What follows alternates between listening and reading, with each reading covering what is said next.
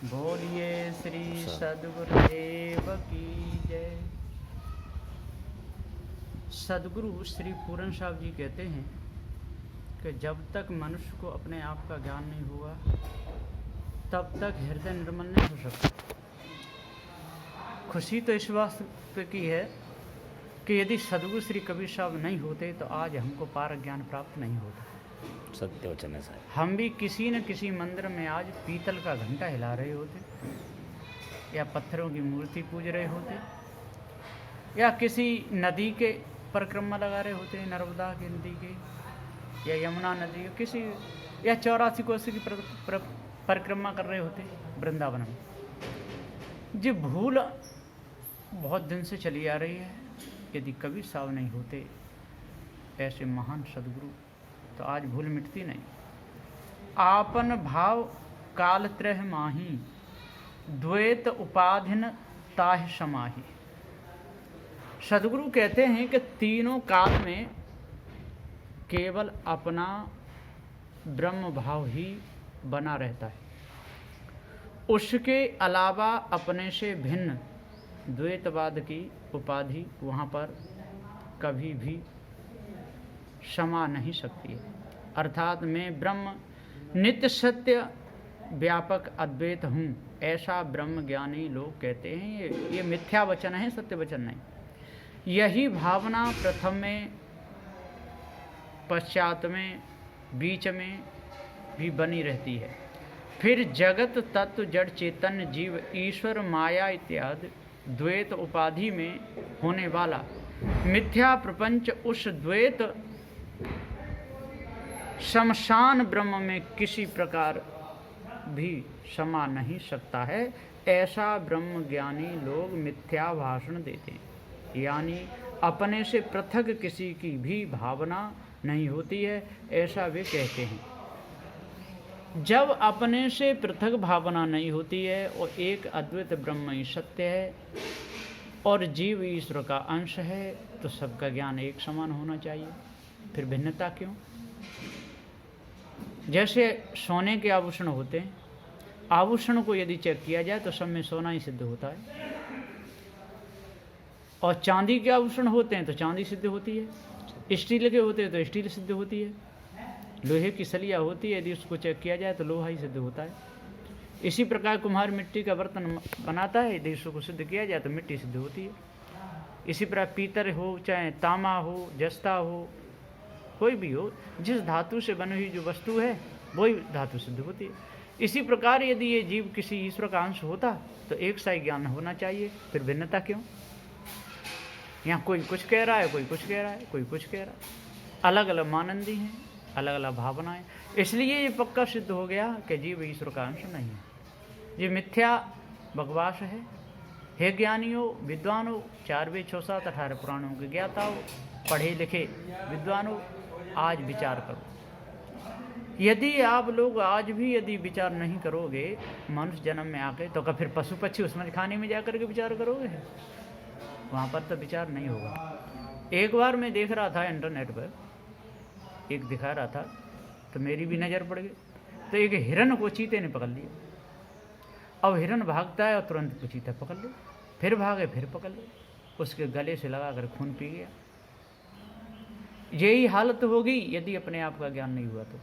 यदि इस ब्रह्म परमात्मा का ज्ञान बना रहा और धोखे में यदि जीवन हम बिताते रहे, यदि चेतन पद को हम भूल गए, जड़ को महत्व दिया, पीतर पत्थर की पूजा करते रहे, पेड़ पहाड़ों की पूजा करते रहे, या सहस्त्र नामों को जपते रहे, तो हमारी ये हालत होगी। इसलिए आज अपने आप को जानो। चिन्मय व्रति सदा आनंदा, पूर्ण ब्रह्म सच्चिदानंदा। ब्रह्म ज्ञानी लोग कैसा भ्रम लगाते हैं जगत में। सद्गुरु कहते हैं और सदा सर्वदा आनंद में ही मग्नमस्त होने से चिन्मय वृत्ति चैतन्य में तदाकार हो जाती है। अर्थात वे चैतन्य ब्रह्म का प्रकाश सर्वव्यापक रूप में निश्चय करके हमेशा परमानंद में तल्लीन रहते हैं। ऐसा ये मिथ्यावादी लोग कहते हैं। अब बताइए, जीव को कष्ट नहीं होगा तो सुख होगा। कितना कष्ट दिया है। अजर अमर अखंड अविनाशी चेतन जीव को और ब्रह्म का भ्रम लगा करके, ईश्वर का भ्रम लगा करके, देवी देवताओं का भ्रम लगा करके, तंत्र मंत्र जादू टोना का भ्रम लगा करके और बहुत ही दुख दिया है। तब और कहते हैं कि स्वयं पूर्ण ब्रह्म सच्चिदानंद ही सत्य बन जाते हैं और कहते हैं कि हम स्वयं ही ब्रह्म हैं, हमसे भिन्न कुछ नहीं। अब आपसे भिन्न कुछ नहीं है तो फिर उपदेश कैसे देते हो? आपसे भिन्न तो कोई रहा नहीं और आप ब्रह्म हो गए, फिर उपदेश किसको देते हो? उपदेश दिया तो जड़ ठहर गया, फिर आपके ब्रह्म का महत्व क्या रहा? उपदेश देते ही ब्रह्म का कोई महत्व नहीं रहता है, वो द्वैत में बदल जाता है। इसलिए ब्रह्म मिथ्या और द्वैत सही हुआ। अब द्वैत में ईश्वर को कहते हो तो ईश्वर भी निर्गुण निराकार है, तो फिर ज्ञान स्वरूप जीव सत्य और ईश्वर मिथ्या, तो ब्रह्म और ईश्वर दोनों मिथ्या हो गए और जीव सत्य हो गया। सदगुरुदेव जी कहते हैं, इन लोगों ने कहा है, सत सोई अस्थि और चित्त सोई भांति और आनंद सोई प्रिय, ऐसा कहते हैं। वहाँ नाम रूप मिथ्या और अष्ट भांति प्रिय रूप ब्रह्म सत्य। अब बताइए, बिना नाम और रूप के कोई गुण ठहरेगा? नाम भी नहीं हो, रूप भी नहीं हो, गुण भी नहीं हो, कोई वस्तु भी नहीं हो, पृथ्वी भी नहीं हो, जल भी नहीं हो, अग्नि नहीं हो, वायु नहीं हो, जानने वाला जीव नहीं हो, तो कोई रूप ठहरेगा? कोई भी रूप नहीं ठहर सकता। ऐसा ठहराए हैं, उसके अर्थ में सत्य चेतन सुख स्वरूप करके ब्रह्म को माने हैं। हे भाई, मानने वाले आप सत्य हो, मानंदी आपकी मिथ्या है। मानने वाले आप जीव सत्य हो, इस ब्रह्म की मानंदी जो आपने की है बहुत बड़ा धोखा है। सदगुरुदेव ने न ब्राह्मण की कहीं निंदा की है, न क्षत्रिय की निंदा की है, न वैश्य की निंदा की है, न शूद्र की निंदा की है। ये कहा है भैया वाद विवाद छोड़ दो, भिन्न भेद छोड़ दो। जो आपने ऊंच नीचे का जो बीच में पर्दा लगा रखा है, उस पर्दा को फाड़ दो। आप अखंड अजर अमर अखंड अविनाशी हो, अपने स्वरूप को पहचानो, और जो आपने राग द्वेष बना रखा है इसको अपने हृदय से दूर करो। वही चराचर में परिपूर्ण व्यापक असीपद भरा है। जो ऐसा आप कहते हो, ये आपकी बहुत बड़ी भूल है। और जब तक इस धोखे को, इस भूल को, इस बकवास को नहीं त्यागोगे, तब तक आप बकवादी बने रहोगे। और यदि बकवादी रहोगे तो पूरा जीवन आपका बकवाद में ही बीत जाएगा। अतएव ब्रह्म ही सर्वाधिष्ठान कूटस्थ है। अब बताओ, जब सब में ब्रह्म ही भरा हुआ है, कूटस्थ ब्रह्म है, तो दूसरी वस्तु के लिए कोई जगह ही नहीं रही। फिर पृथ्वी के लिए जगह कहाँ है? जल के लिए कहाँ है? अग्नि के लिए कहाँ है? वायु के लिए कहाँ है? और यहाँ चेतन है, अविनाशी है, सबका नाम बता रहा है। तो जनैया सत्य होता है। जो जाने जाने सोई सत्य है, नहीं जाने जड़ जान।